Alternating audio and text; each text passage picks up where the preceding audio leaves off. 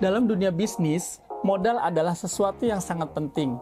Modal bisa berasal dari modal sendiri atau modal dari investor. Dalam mendapatkan modal dari investor, kira-kira manakah yang lebih menguntungkan? Private equity atau IPO? Mari kita bahas dalam video kali ini. Saya Tumiran Tawirana dari Bats Consulting. Pertama, mari kita bahas mengenai IPO. Apa sih IPO itu? IPO adalah Initial Public Offering atau penawaran saham kepada publik untuk pertama kalinya.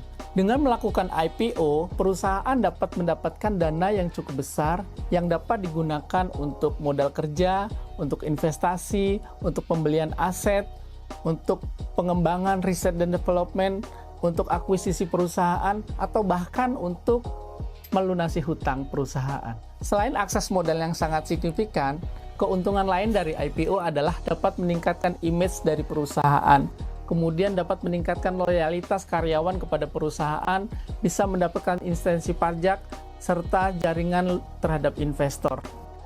Namun, IPO juga memiliki tantangan antara lain. Proses untuk IPO memerlukan waktu yang sangat panjang, biaya yang sangat besar, kemudian dalam IPO juga harus memenuhi regulasi-regulasi yang sangat ketat. Misalnya regulasi dari OJK dan regulasi dari IDX.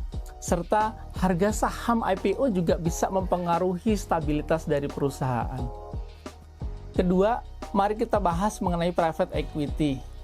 Private equity adalah investasi modal secara langsung dari perusahaan tanpa melalui pasar modal. Investor ini biasanya adalah investor pribadi atau institusi-institusi yang mempunyai modal yang cukup besar, yang mencari peluang untuk investasi dengan potensi pengembalian yang tinggi. Keuntungan lain dari private equity adalah fleksibilitas serta tanpa adanya pengawasan dari publik serta dari regulator. Perusahaan juga tetap dapat menjadi perusahaan pribadi dan fokus terhadap tujuan-tujuan jangka panjang tanpa adanya tekanan dari pasar modal.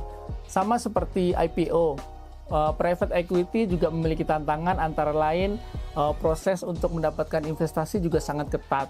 Kemudian kepemilikan investor ini juga dapat mempengaruhi arah perusahaan. Selain itu ada resiko bahwa perusahaan dapat menyerahkan kontrolnya kepada para investor. Apapun keputusan dalam proses pendanaan ini, jawabannya tergantung dari tujuan jangka panjang, kemudian kebutuhan permodalan, kemudian kesiapan dari perusahaan untuk menghadapi tantangan dari opsi yang telah ditawarkan. Sehingga pertimbangan yang matang sangat diperlukan dalam proses pengambilan keputusan ini. Jangan lupa untuk like, komen, dan subscribe untuk mendapatkan informasi bisnis lebih lanjut. Sampai jumpa di video berikutnya.